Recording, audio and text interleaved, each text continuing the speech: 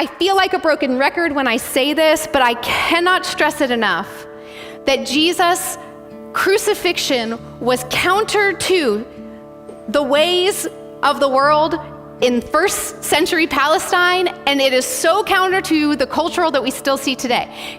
It's completely upside down. It made no sense then, and it makes no sense now.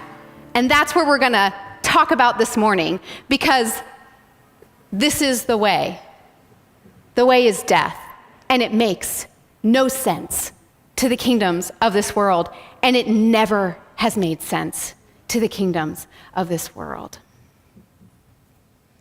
And I love that Jesus begins to prepare his disciples by speaking to the metaphor of a seed being a seed dying and then more fruit coming from it. And what I love about this is basically what Jesus is saying is the kingdom of God can't come in the man-made structures, in the ways of this world, in the ways of the evil one, if you will. That's not the way God's kingdom can come. The way God's kingdom come is through the very nature of God's creation.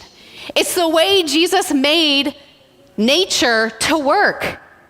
God created it so that seeds are planted, so that seeds die, and out of that death comes new life.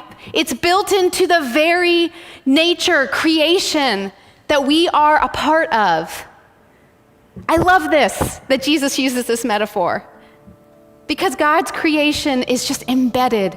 God's nature, the kingdom of God is embedded in our very creation. It surrounds us in everything that we see. It's the system that God created, and it's the only way that God's kingdom will come.